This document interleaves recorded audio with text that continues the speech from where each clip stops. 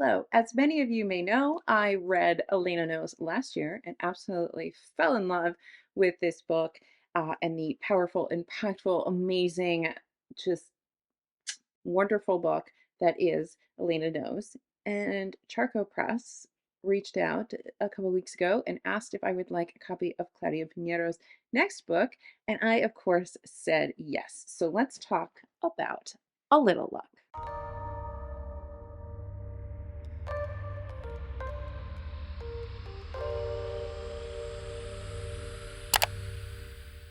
Hello, book friends. Welcome back to the channel. Hello, if you are new, it's Alyssa. I make videos about books and I occasionally stream Switch Play.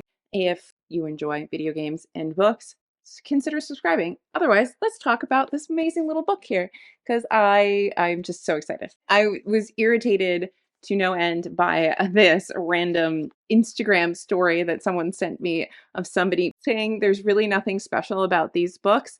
And I would like to say to that lit bro, because these books are phenomenal. They are very different books in terms of tone and things that they're discussing, but they are both very beautifully written books. I absolutely connected with these, love these so much, and I just think that they don't know what they're missing. But anyway, so A Little Luck is a story about a woman named Mary Lohan, who is basically like a school administrator. She teaches Spanish, but she's basically like a school administrator, and she works for this like kind of fancy private school that certifies different schools, other private schools, you know, if they teach sort of up to the standards, like Montessori kind of stuff. She has to return return to Buenos Aires. She's in Boston. She's been living in Boston for 20 odd years, and she has to return home to Buenos Aires. And that's where we meet her. And there's something that's haunting her from her past. And slowly we find out what this is. She goes to Buenos Aires to evaluate a school that she has a connection with, a person that she's avoiding for some reason or another.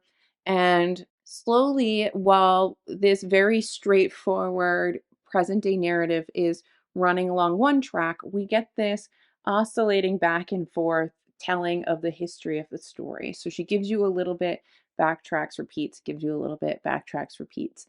Kind of like when you used to play this game maybe on the playground or in camp or something where you sit around in a circle and you build on a story and you'd be like, I went on a picnic and I brought some apples, and the next person would be like, I went on a picnic and I brought some apples and bananas, and I went on a picnic and I brought some apples and bananas and cauliflower or whatever.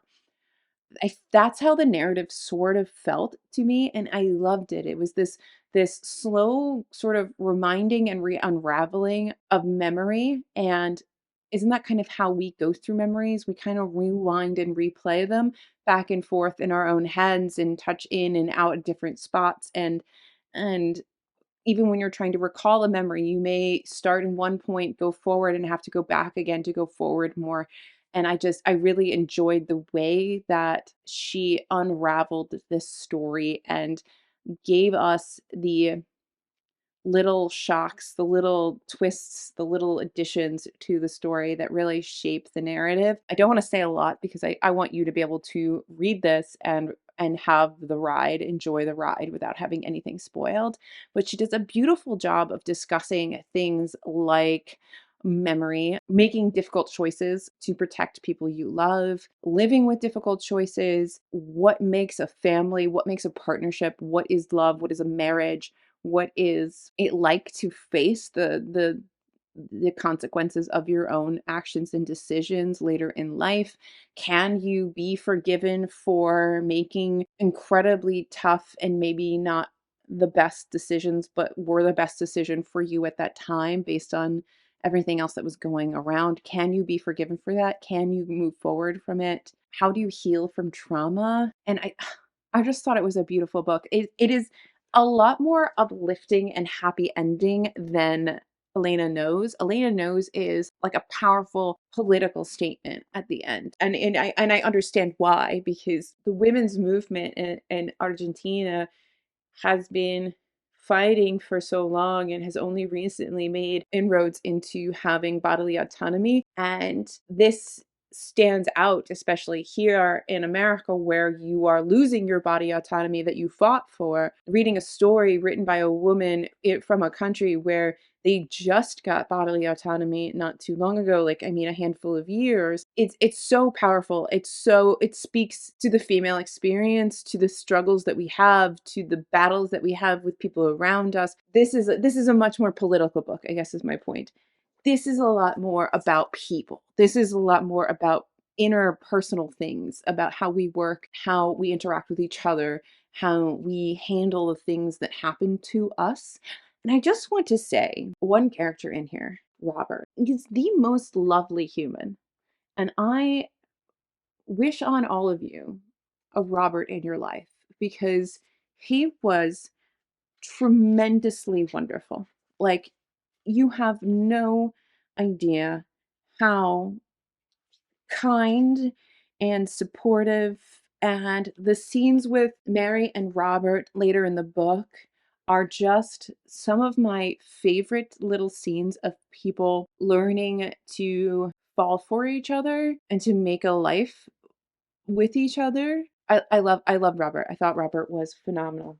And yeah, so this is a really short video just to say, read these books. I cannot wait for whatever comes out next from her. She has one hell of a catalog to translate from, and I cannot wait to get more. Thank you so much to Charco Press for sending me a copy, an early copy of this, because she just, you made my summer, I think. This was phenomenal.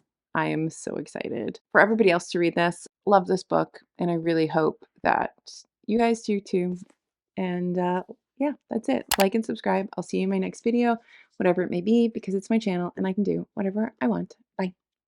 So just sit with me, talking to the night until the morning, building chemistry. I don't think I ever wanna go come closer next to me. Trying to find another way to say this, but I think